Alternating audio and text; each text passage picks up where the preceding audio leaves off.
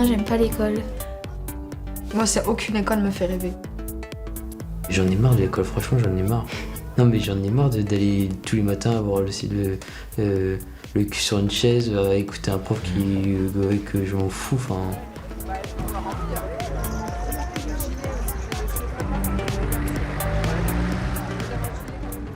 Mais il m'arrive que je supporte plus les professeurs.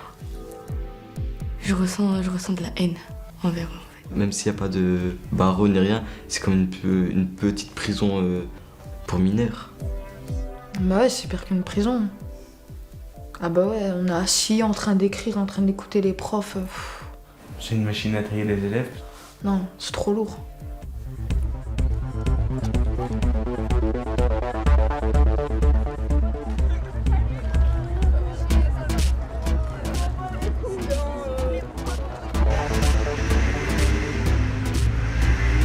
Ces mots, de jeune, cassants et rudes envers l'école, mon fils me les a répétés un paquet de fois sans que j'y prête attention. Je me disais qu'il cultivait cette forme de rébellion qu'ont souvent les ados face à l'autorité. Je n'écoutais pas vraiment jusqu'au jour où, un midi, il est revenu du collège pour déjeuner, très énervé, et il m'a annoncé comme ça, de but en blanc, « Je ne veux plus jamais aller à l'école ».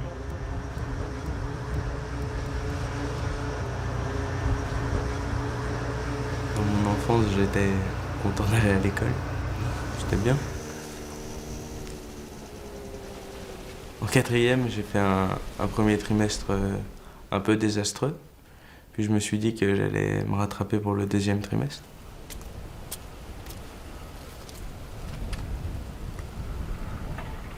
Sauf que j'ai une prof en espagnol qui m'a mis un 0 pendant le premier trimestre qui comptait sur le deuxième trimestre parce que j'avais oublié mes affaires. Du coup, ça m'a plombé, puis j'étais en colère. Et puis, ça m'a dégoûté de l'école. Au final, j'avais plus envie de travailler dans aucun des cours. Puis après, ça se passe mal avec un autre prof, un deuxième, un troisième. Quand on commence à se prendre la tête à toutes les heures de cours, on n'a plus franchement envie d'y aller. L'école, ça devient une corvée après. J'ai tout abandonné. Je voulais plus. Je voulais plus. Je voulais plus travailler.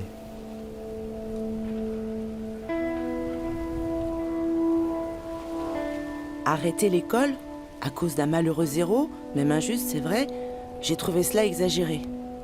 Qu'est-ce qui lui prenait, lui, qui d'habitude était si calme, si réfléchi ?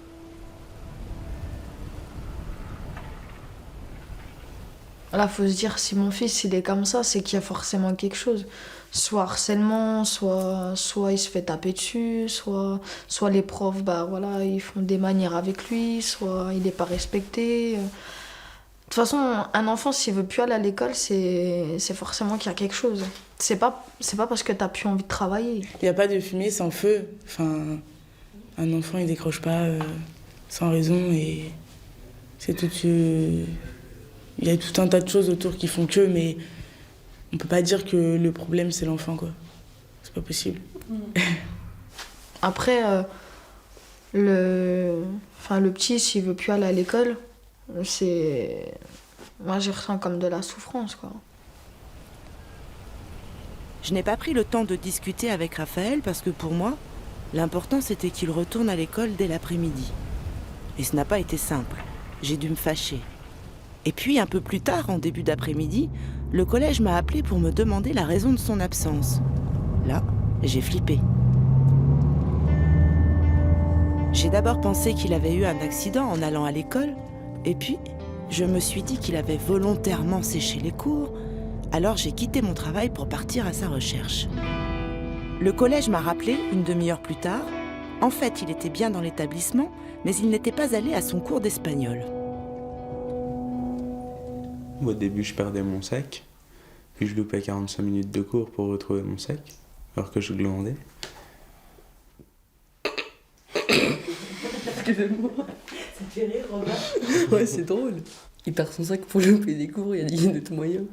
Ouais, voilà, l'infirmerie, la grille, ou rentrer chez lui. Toi, Max, t'avais inventé des autres trucs aussi ? Oh non, moi je sortais de cours comme ça. Moi, quand je voyais que ça me saoulait, ouais, je disais c'est même pas la peine que je reste, parce que sinon j'allais rien foutre et ça servirait à rien, donc je préférais partir.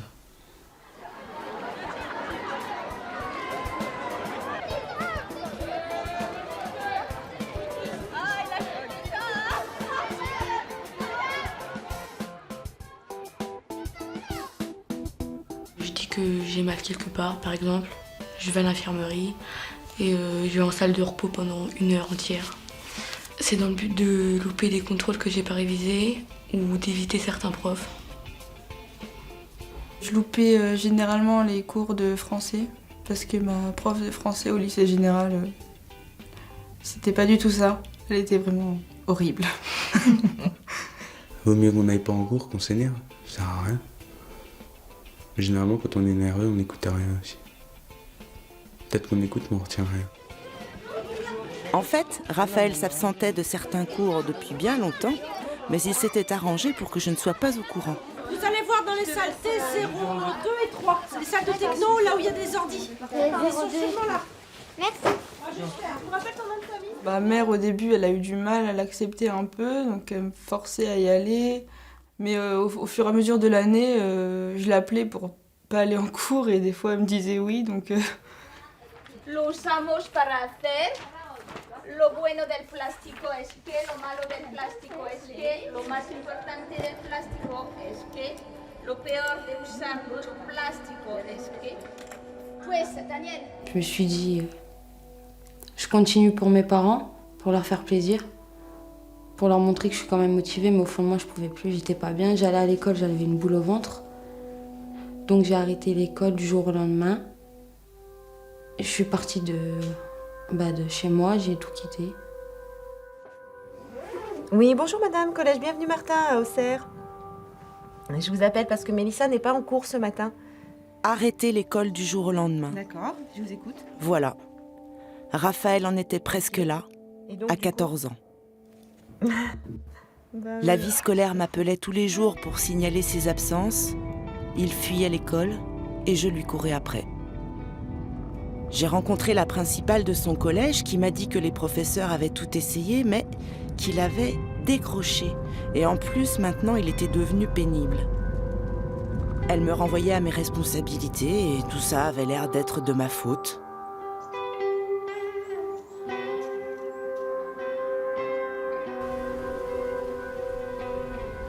Mais qu'est-ce qui avait cloché dans son enfance ?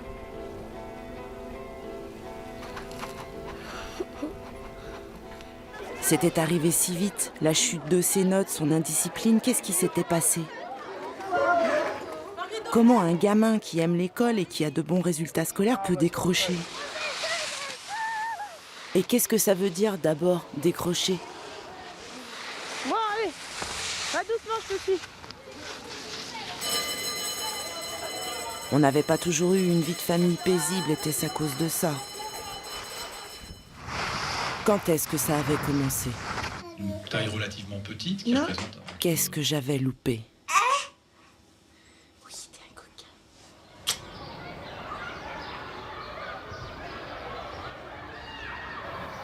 C'est pour trouver des réponses que j'ai fait ce film et écouter des jeunes fâchés avec l'école.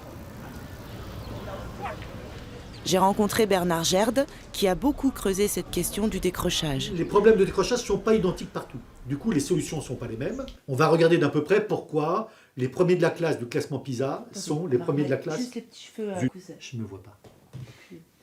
Ou alors je mets les ébouriffes en direct, comme ça on comprendra pourquoi. Professeur de français, il est aussi cofondateur d'un établissement scolaire, le CLEPT à Grenoble, qui accueille des jeunes qui, après avoir quitté l'école, ont regretté et ont voulu y revenir.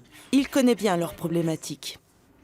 Un jeune qui décroche ne décroche pas pour une raison unique. C'est un cumul de raisons qui l'amènent à partir. Parce que c'est pas simple de partir de l'école.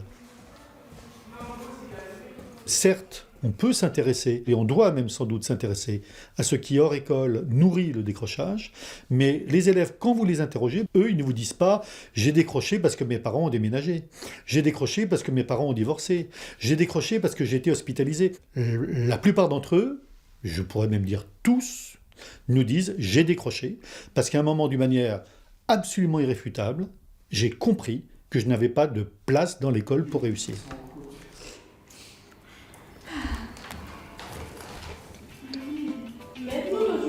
fais 4, t'as pas vu que 4, après t'as une apostrophe, ça veut dire que c'est une contraction d'un mot. On oublie complètement que l'élève c'est un humain avant tout, même s'il est jeune, qu'il a 12, 13 ans, 14 ans, c'est un enfant, mais voilà, c'est une personne avec des sentiments, des ressentis qui a besoin qu'on l'écoute, enfin voilà. C'est pas un soldat, un robot. Prends tout le savoir que tu veux et après recrache-le sur ta copie. Non, c'est pas comme ça que ça marche. Ces jeunes-là, s'ils sortent, c'est parce qu'à un moment, ils ont compris que leur intégrité physique, intellectuelle et morale était mise en cause par l'acharnement pédagogique. Si on veut prévenir le décrochage, il faut agir bien avant que le décrochage est tellement installé que le gamin, il n'a plus d'autre façon de le gérer que par l'absentéisme.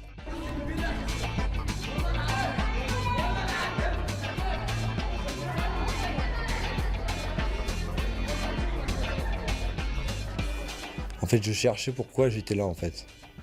Et j'ai jamais trouvé. Donc moi, je décrochais par rapport à ça. Bon, demain, il y a l'interrogation, je vous ai rien à faire, mais... Parce que j'en avais marre d'être enfermé, comme ça, dans des salles à rien faire. Donc ici, pour que ça Je me suis dit, l'école, ça sert à rien. Je vois pas pourquoi j'y suis. Je préfère être dehors. Déjà, j'aime mieux, on est plus avec la nature. Et moi, j'aime bien la nature. Parce que j'ai toujours voulu savoir de quoi était fait l'univers.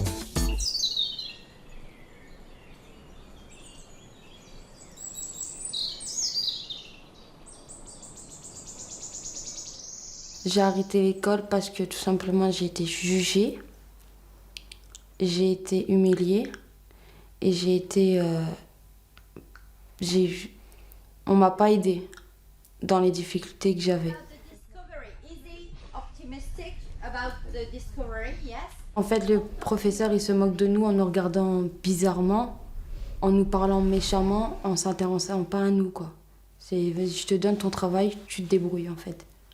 J'ai eu cette prof qui m'a quand même réussi à faire détester tous les profs en général.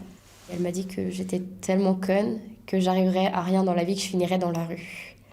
Elle avait ses élèves, ceux qui étaient bons dans ces disciplines de base, qui n'avaient pas besoin d'aide. Ah, c'était des dieux, c'était les élèves parfaits. Et elle le faisait bien comprendre. Après, je comprends les profs, ça les énerve et tout, parce qu'il y a des cancres, il y a des délinquants, il y a tout ce qu'on veut. Mais c'est pas une raison pour mettre tout le monde dans le même sac. On est comme on est, quoi. Je veux dire, on est à l'école, il n'y a pas de question de... Il n'y a pas de jugement physique, il n'y a pas de jugement moral, il y a rien de tout ça. On est à l'école, on est là pour apprendre, soi-disant.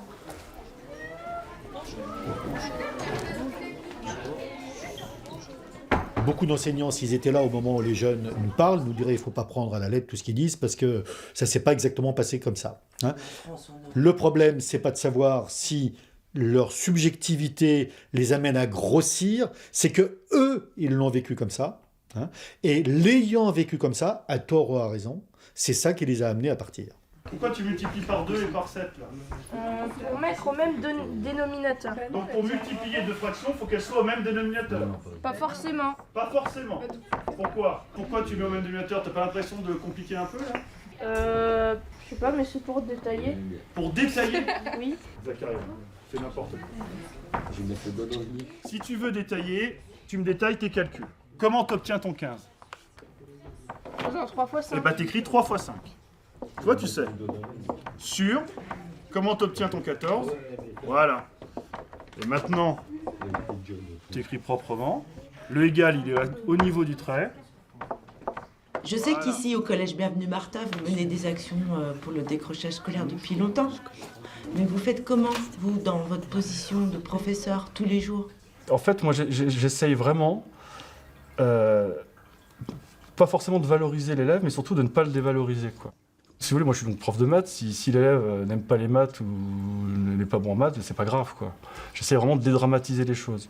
1 x 5 x 3, ça fait effectivement 15, et puis 2 x 4 x 2, ça fait effectivement 16. On entend toujours les mêmes choses sur les élèves décrocheurs, c'est ça sert à rien, pourquoi je suis là, on m'oblige à être là, ce genre de choses, donc ça sert à rien, quoi, de forcer, quoi. Parce que justement, l'élève qui qui est en conflit un petit peu avec l'éducation, avec le système presque. Parce que je veux dire, c'est vrai que c'est nous, on est devant, mais c'est un peu plus vaste que ça. C'est l'école, on nous oblige, c'est la prison, etc.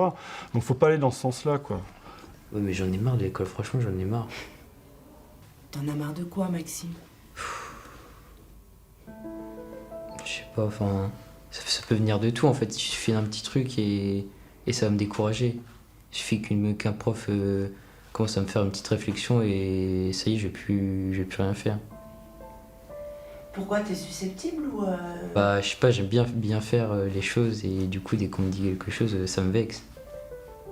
J'ai l'impression que de jour en jour, ça monte et que un jour, ça va, je sais pas, un jour ou l'autre, ça va déborder et je vais vraiment commencer à vraiment plus aller en cours. Parce que je suis arrivé à des moments dans l'année là où que je me faisais des mous pour pas aller en cours le lendemain et voilà, je sais pas.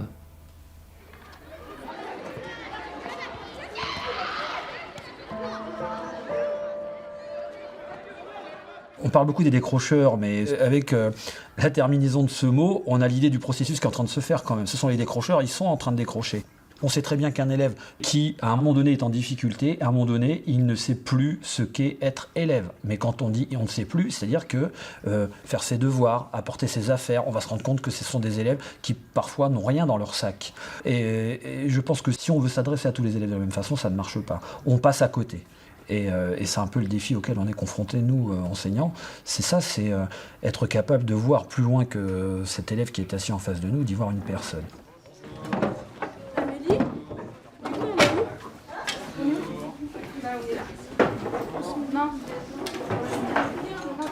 J'étais une bonne élève avant parce que non, j'avais des facilités et je réussissais toujours à avoir des bonnes notes. Des 14, 15, 16. Après, mes mauvaises notes de maintenant, j'ai eu des 4, des 6, des 8. Les professeurs, du coup, ils font plus attention à moi. J'ai l'impression qu'on met beaucoup de pression. Parce que de tous les côtés, que ça soit dans ma famille, au collège, tout le monde me dit tout le temps « vas-y, travaille, vas-y, travaille ». Donc je pense qu'ils disent ça aussi pour que ça me fasse, on va dire, mal et que du coup, ça me donne envie de continuer. Ça suffira pas parce qu'il y avait 2 cartes et un DM. Ok, alors t'as tout le temps dessus, ça marche. Moi, vous m'avez dit non pour rendre le truc. Jeune homme, s'il te plaît. Lève la main. Et j'aime pas trop le ton sur lequel tu parles. Excusez-moi. Je vais pas t'excuser, mais je t'annonce d'en prendre conscience. Beaucoup de jeunes me disent, mais à un moment, le prof principal, il est venu nous voir et il nous regarde au fond des yeux, plutôt encourageant, et il nous dit, écoute, là, vraiment, tu vois, je viens un tout petit peu là de te secouer pour te faire prendre conscience, il faut t'y mettre. Voilà. Et les élèves nous disent, mais la plupart des profs, ils sont persuadés que parce qu'ils nous ont signalé qu'il fallait que nous nous y mettions, l'essentiel était fait. Mais on ne sait pas ce que ça veut dire s'y mettre. Il faudrait qu'on nous explique un tout petit peu comment s'y mettre. Pourquoi s'y mettre? Donc très souvent, ils sont dans une solitude extrême. Moi aussi, je lui disais de s'y mettre. Mais il me répondait « ça ne sert à rien que je travaille ». Je croyais qu'il n'en avait pas envie, alors qu'en fait, il me disait que son travail était toujours inefficace. Ses efforts n'étaient jamais valorisés, ni par moi, ni par l'école.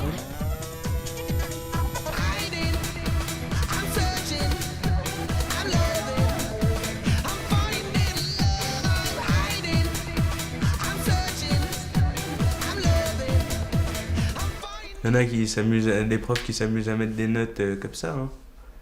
Ils te disent non, c'est parce que t'as mal travaillé, je sais pas quoi. Bah aide-moi au lieu de dire que t'as mal travaillé et de me foutre un 0. Si j'ai pas envie de travailler, c'est qu'il y a un problème. Hein.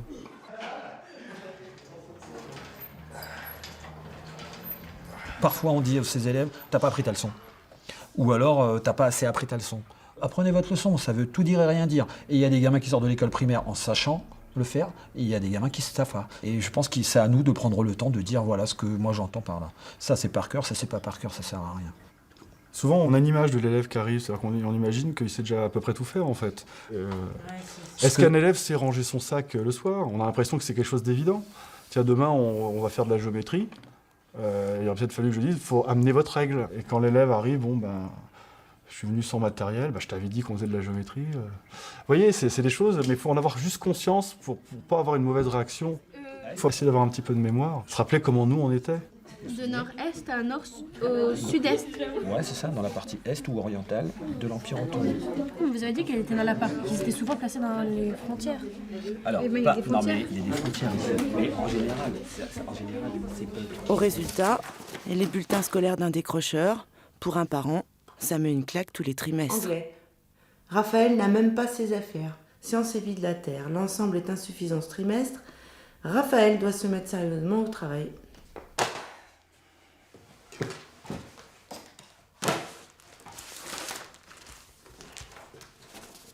Maths, il pourrait au moins essayer de maîtriser l'utilisation de la calculatrice.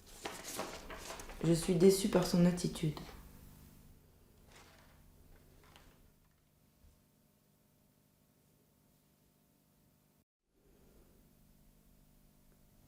Je foutais rien. Je me faisais crier dessus par les profs. Parce qu'ils voulaient que je bosse. Ils arrêtaient pas d'essayer de me remonter, mais moi je voulais pas. Un proverbe dit « Seule la paresse fatigue le cerveau ». Comment te sens-tu ? J'ai pas eu le brevet. Et ça, je peux le dire. Parce que je n'ai pas voulu l'avoir.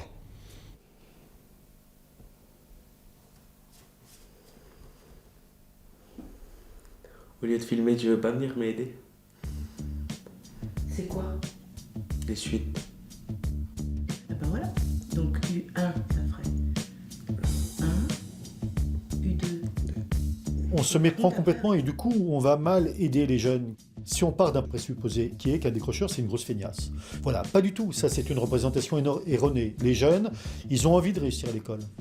Ça les mettrait dans un climat de pacification optimum avec la famille. La famille est toujours heureuse d'avoir un enfant qui réussit à l'école. Ils seraient dans un climat de sérénité totale avec l'école elle-même, qui ne leur demanderait pas des comptes sur le fait qu'ils n'arrivent pas à réussir alors que l'école, elle fait ce qu'il faut pourtant pour qu'ils réussissent. Laisse encore 3-4 minutes pour répondre aux questions. On va faire un bilan ensemble, histoire que tout le monde ait les bonnes réponses. C'est quoi un bon prof alors? Pour moi, c'est celui qui arrive à prendre l'élève, qui arrive à le prendre à part et je sais pas, à le rassurer, à lui faire comprendre qu'il va y arriver, à l'encourager. À lui montrer qu'il est comme tout le monde, que c'est pas parce qu'il y a un élève en difficulté que ça va être le plus nul de la classe.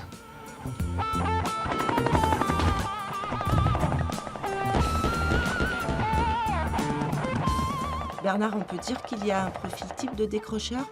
Ils ont des points communs? Ce qui est l'amorce du décrochage pour tous les élèves, c'est le déni. Le déni de leur capacité. Mais il y a plusieurs cas de figure. Depuis toujours, quand on interroge un enfant, statistiquement, c'est 80% des jeunes qui disent que la première raison pour eux d'aller à l'école, ils vont à l'école pour fréquenter leurs potes. Donc, dans ces jeunes, il y en a qui, depuis le début, ont tellement hypertrophié cet aspect-là de l'école qu'ils ont fait disparaître totalement le fait que, par ailleurs, l'école était un lieu d'apprentissage. Donc, par imbibation, ils ont vaguement appris à écrire, compter, lire, etc. Mais ils n'y ont pas mis l'énergie maximum, puisque, de toute façon, dans leur représentation, c'était très second. C'est vrai que c'était pas pour les cours en général que je me disais « Ouais, super, je vais en cours. » Je vais apprendre de l'histoire. Non, c'était plus pour les fréquentations. Ouais. J'étais content de partir en cours parce que je connaissais une fille là-bas qui est devenue ma petite amie après. Mais je me levais pour elle, pas pour aller en cours, quoi, vraiment. C'est sûr. Si ces jeunes-là, ils perçoivent que l'école, dans ses exigences et ses attentes, elle va les mettre en porte-à-faux très vite, et ça va être douloureux d'être en porte-à-faux. Ils attendront même pas la fin de la troisième avec ce socle d'orientation un peu lourd pour partir. Puisqu'ils ne sont pas maso, ils vont partir avant.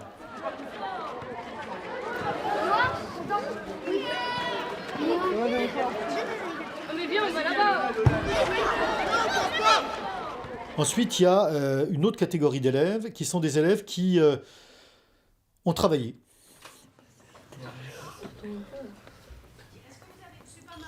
C'est bien. J'ai toujours essayé de jouer le jeu, j'ai toujours rendu mes devoirs, j'ai toujours... même si parfois ils n'étaient pas complets et du coup, ça leur satisfaisait pas les profs. Alors cercle, son cercle, alors les cercles.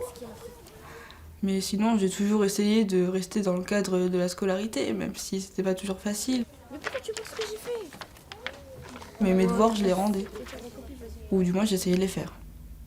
Ce sont ceux qui mettent le plus d'applications dans la présentation de leur travail, ce sont ceux qui vont souligner tous les titres, ce sont ceux qui vont rendre un travail a priori. On a l'impression que pour eux tout roule, on a l'impression qu'ils font quelque chose. Et quand on passe à la lecture, à la correction du travail, on voit qu'en fait, il n'y a pas grand-chose. Et ceux-là, on est embêtés parce que dans les conseils de classe, on ne peut pas leur reprocher leurs problèmes de comportement. Et c'est toujours ceux dont on dit « Ah, il est méritant, il fait beaucoup d'efforts, mais il n'y arrive pas ».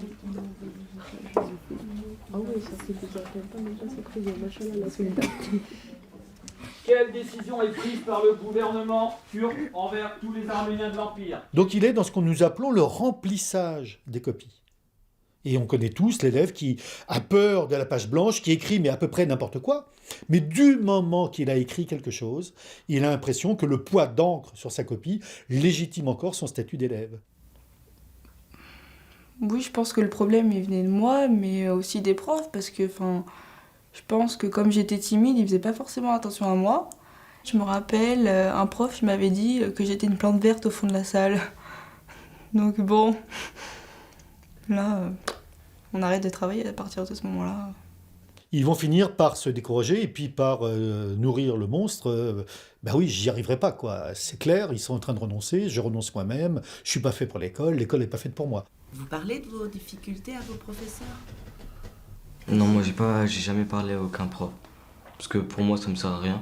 Même si je leur dis voilà j'ai des difficultés dans cette matière-là, j'arrive pas trop, pour eux ils s'en fichent. Ils disent non tu te débrouilles. Non, j'ai pas le temps. C'est facile. C'est facile, je vous ai expliqué. En gros, dans leur tête, à mon avis, ils se disent ouais, c'est juste un élève sur une vingtaine. Donc ils avancent. Puis nous, après, on est à la ramasse. What's your name, sir? Asked Challenger. I am Lord John Rockstone. He answered. Et puis donc il y a une troisième catégorie qui est minoritaire dans le pourcentage des décrocheurs, dont on parle pratiquement jamais. Ce sont des élèves qui ont décroché de l'école alors que leur moyenne était bonne, et même parfois très bonne. Il n'y avait aucune raison qu'ils décrochent. Ce sont des élèves qui ont une énorme attente par rapport à l'école, et qui ont investi l'école en se disant c'est le lieu où je vais acquérir une autonomie par rapport à la famille, une autonomie de pensée. Et ces jeunes qui décrochent, c'est des jeunes qui à un moment se sont dit « cette école ne me convient pas parce que j'y suis infantilisé ». J'aime l'école, mais j'en ai un peu marre. On n'a pas des grandes difficultés, donc on s'ennuie. On s'ennuie. Ça allait en fait au niveau des notes, c'était vraiment mon attitude au lycée qui allait plus. J'ai arrêté d'y aller parce que je voulais plus être confronté au fait d'être sans cesse réprimandé par les professeurs. J'avais l'impression à l'école que j'avais plus le droit de m'exprimer, d'exprimer en tout cas qui j'étais et ce que je pensais, quoi. Ce qui m'énerve, c'est quand on m'écoute pas, quand on m'aide pas, quand j'essaie de faire des efforts mais que personne ne les remarque. Et que toujours on nous rabaisse, on nous fait des réflexions. Puis on nous aide pas à comprendre nos erreurs. On nous engueule, sans nous expliquer le pourquoi du comment en fait. Mais ça m'énerve.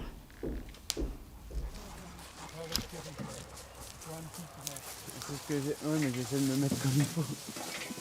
Mets-toi dans le creux, tu vois.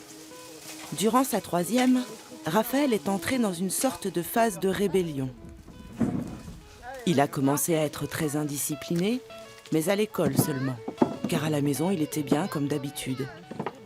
Il a été collé toutes les semaines, il a été exclu plusieurs fois temporairement, et ses professeurs me convoquaient pour s'en plaindre, car il perturbait trop la classe. Les enseignants n'en pouvaient plus, et moi, j'avais épuisé le stock de punitions qui, de toute façon, était d'une redoutable inefficacité pour qu'il se calme à l'école. J'ai une prof en espagnol. Elle m'avait mis derrière un rideau au fond de la classe. Derrière un rideau? Ouais. Pour qu'on nous voie. Oui. Moi, je jouais à Flappy Bird, pour ceux qui connaissent, puis je laissais le son pour l'emmerder. Ça faisait tiling, tiling.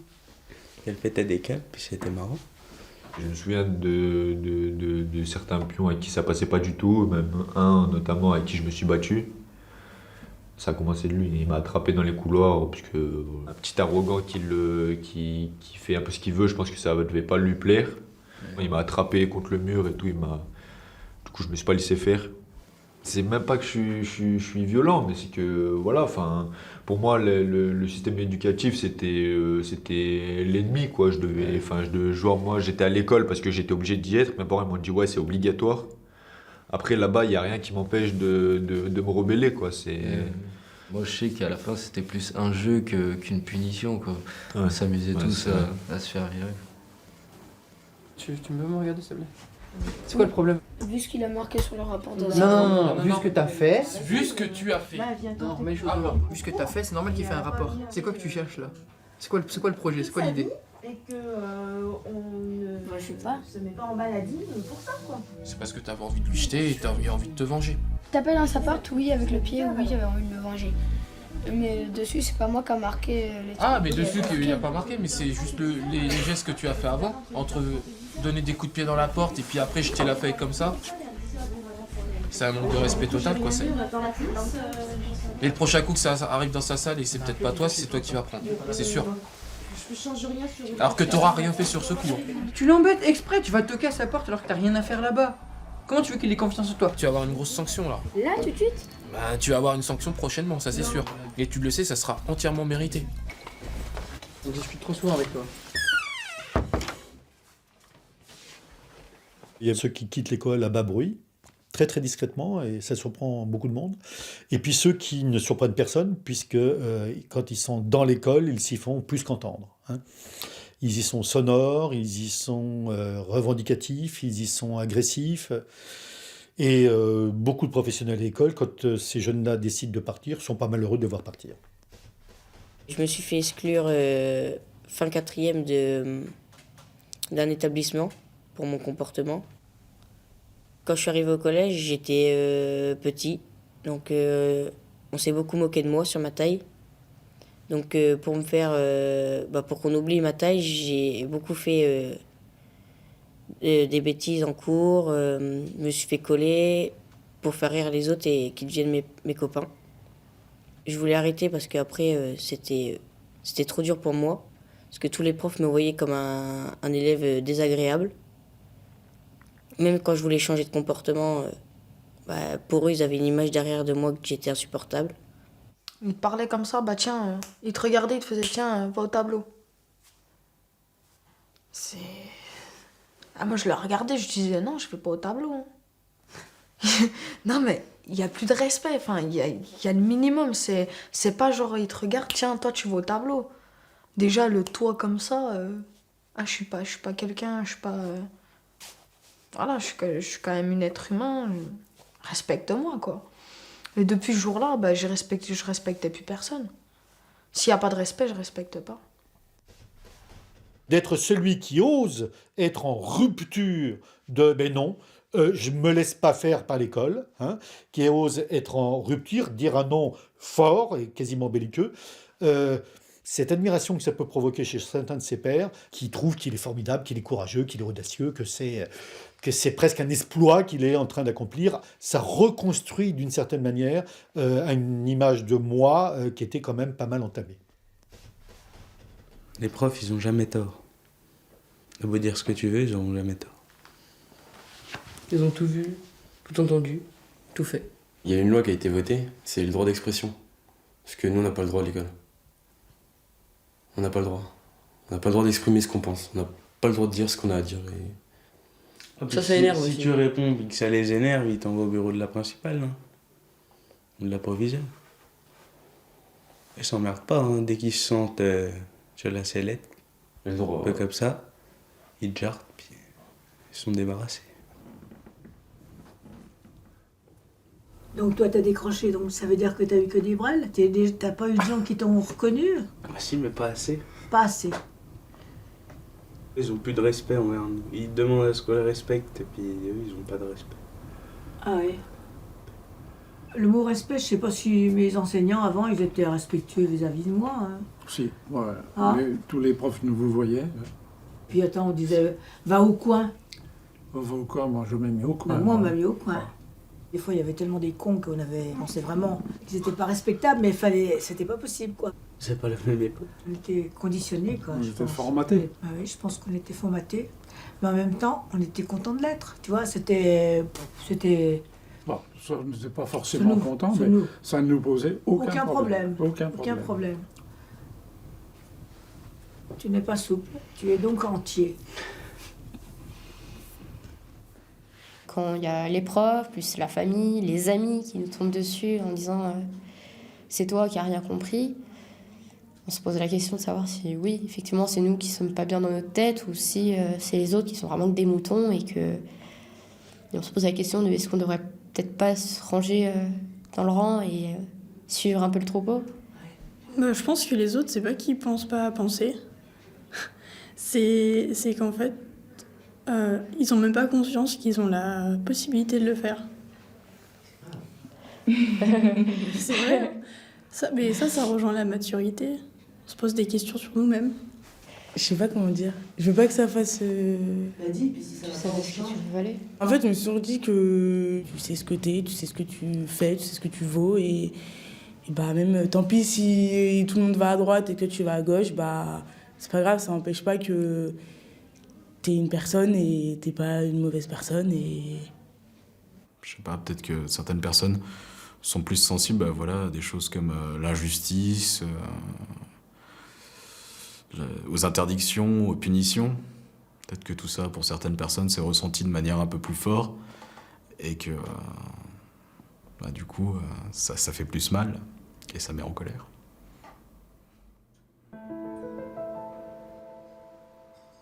J'essaye de rallier mes potes et puis quelques professeurs qui arrivent à se remettre en question pour que ça m'aide à réussir un peu mieux. En fait, j'essaye surtout de faire comprendre aux autres élèves que c'est pas tous des petits chiens, quoi. Ils ont pas à faire tout ce qu'on leur dit dans la journée à l'école. Je le fais parce que j'ai envie que ça change, j'ai envie que les autres ils entendent ce que j'ai à dire par rapport à l'école. Puis tout seul, c'est un peu compliqué de le faire partager, donc... Mais je leur dis pas de décrocher non plus.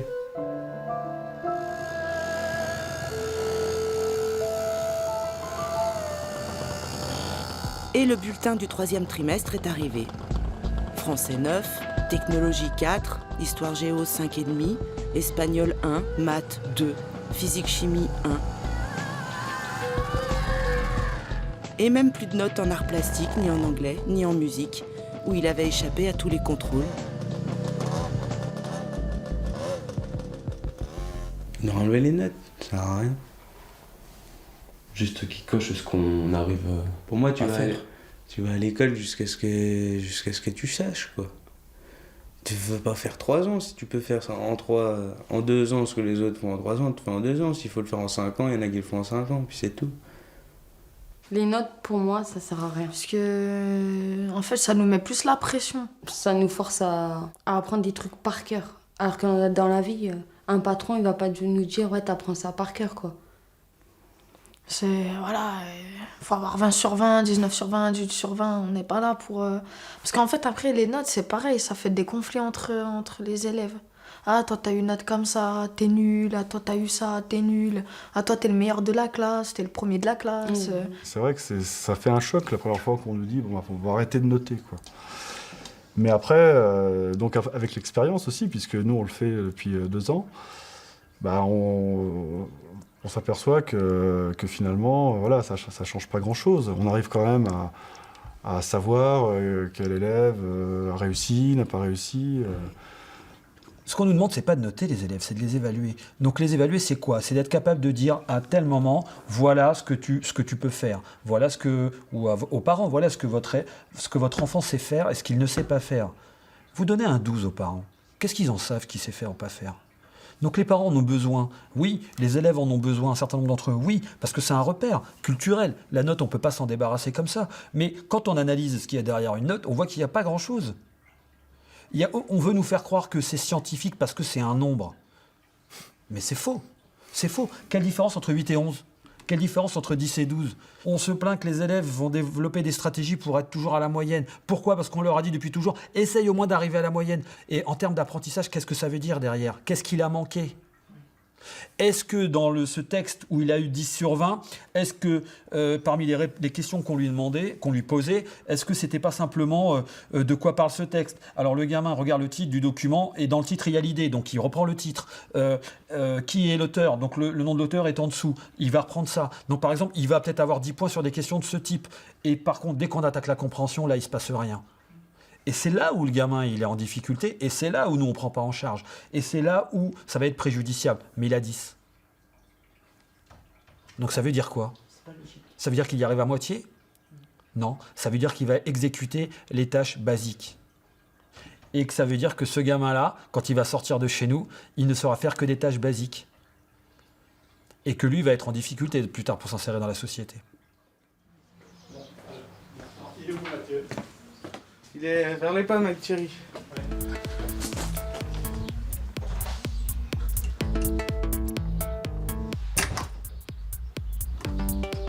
Au bout d'un moment, j'en avais marre de rester assis sur une chaise et de me faire engueuler, donc je me suis dit, je vais essayer de trouver un truc qui me correspond. J'ai choisi la mécanique moto, mécanique auto, puis la mécanique agricole en dernier choix.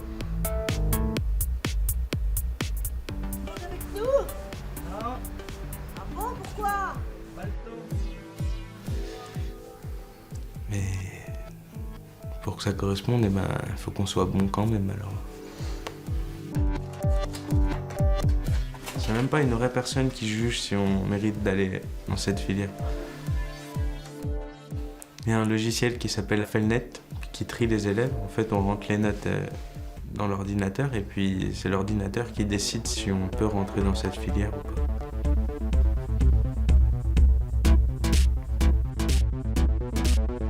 Cette fois, ce n'est plus moi qui allais à la rencontre des professeurs pour trouver des solutions.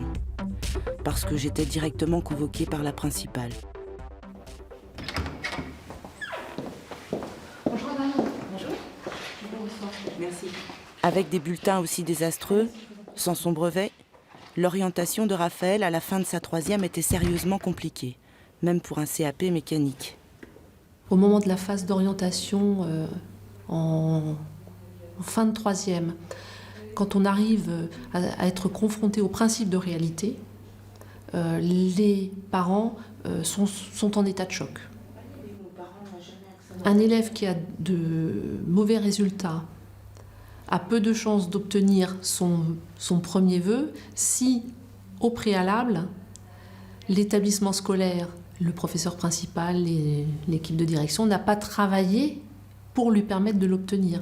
S'il n'a pas de bons résultats, vous ne pouvez pas lui faire correspondre. Mais on sait à peu près s'il y a des filières qui sont plus ou moins demandées que d'autres. Et ce qui est très difficile pour nous, c'est que d'une année sur l'autre, les taux de pression, ce qu'on appelle les taux de pression dans une filière, sont jamais les mêmes. Je trouve qu'Affelnet mériterait d'être amélioré si on pouvait, notamment dans les affectations, dans les filières professionnelles, y associer des compétences qui ne soient pas uniquement la note. Quand j'ai quitté le collège, on remplit une fiche pour savoir dans quel lycée on veut aller, les vœux qu'on veut faire. Et moi j'ai mis, je sais plus c'était quoi comme lycée, à Chalon, en coiffure. Et la prof elle me regarde, elle me dit non, t'as pas assez de points pour y aller, donc non. Donc le seul choix c'était CAP menuiserie. Donc j'ai rempli ce vœu-là et puis j'ai été prise direct. J'ai choisi la petite enfance. Mon premier choix n'a pas été accepté. Donc j'ai été au deuxième choix, donc en couture. Un jour, je suis allé voir la conseillère d'orientation et elle m'a dit ouais, si tu veux, tu peux faire ça. J'avais une vague idée de ce que je voulais faire. Je voulais commencer dans l'immobilier ou quoi. Je me voyais déjà en costard et elle m'a dit ouais, si tu veux, il y a ça, tu peux faire ça. Du coup, l'année d'après, j'y suis allé. Mais ça avait rien à voir, c'était un machin dans le bâtiment. Ah, ça va 2 fois plus vite à 2 ans. Allez, mets tout, Christophe. Combien de personnes peuvent aller dans la section qu'ils veulent faire à l'école? Ils nous refusent. Du coup, ça déjà, ça nous plombe, ça nous casse, ça nous fait une claque. Et après, ils se demandent pourquoi on vient dans une section qu'on n'a pas envie de faire. Non, t'es trop nul, t'as pas le droit d'y aller. Ça fait un gâteau fort. Tout le monde pense maintenant, à cause de cette société de merde, que ceux qui font des grandes études, c'est des bons gamins. Les bacs, en général, c'est les bons. Après, les bacs pro, commencent déjà à moitié pour nous prendre pour des débiles. Puis les CAP, c'est les moitiés de cons, quoi. Donc quand on regarde d'un côté, c'est un peu être rejeté de la société. C'est ça. Cette école, elle est incroyablement élitiste. Les rapports PISA qui sortent année après année nous enseignent que notre élite est toujours plus élite et que l'écart entre ceux qui réussissent très bien et ceux qui se ratent, mais douloureusement et magistralement, cet écart est toujours plus grand. C'est pour ça que je disais tout à l'heure qu'il y avait une espèce d'amplification des inégalités qui se jouait à l'intérieur de l'école et non pas une résorption des inégalités qui se jouait à l'intérieur de l'école.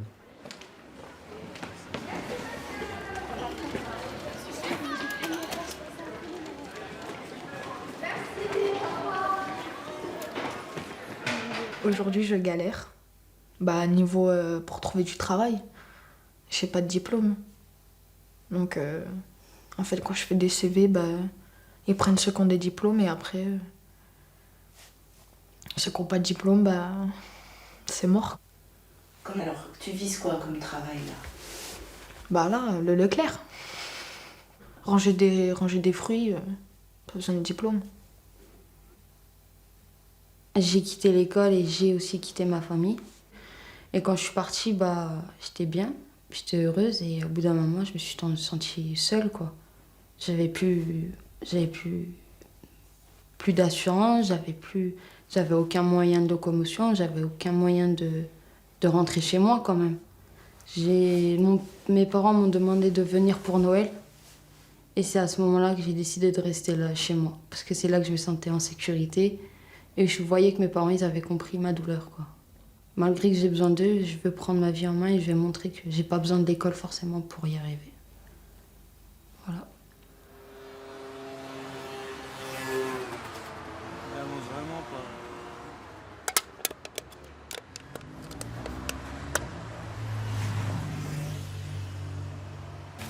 Raphaël est finalement allé dans le seul lycée professionnel qu'il a accepté, en maintenance des équipements industriels. C'est fini les vacances.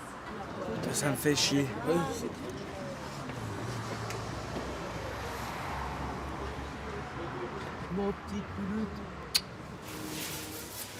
Et la veille de cette rentrée scolaire, j'ai essayé d'égayer un peu la soirée.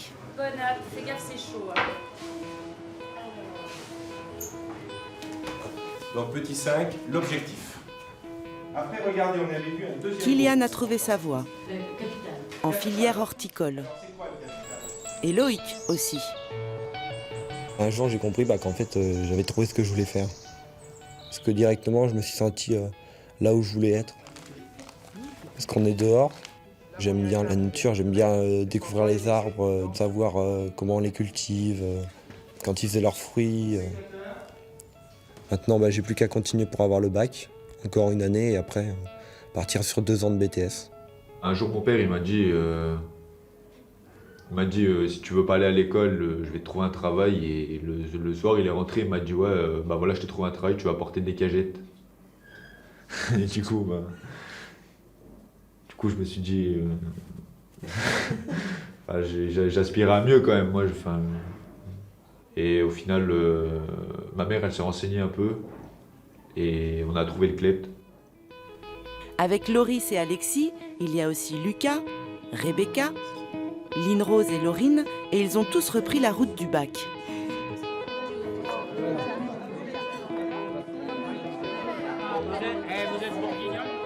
Sarah s'est réorientée vers un bac pro, service à la personne et au territoire. Léa et Laurine, Manon, Maxime et Rémi sont encore au collège. Il faudrait que les profs, tous les soirs, ils s'oublient tout et que le lendemain, ils se réveillent et que comme si on était des nouveaux élèves et qu'ils nous découvraient. Je dois avoir une nouvelle chance tous les matins. Charlène et Cindy sont en formation grâce à la mission locale.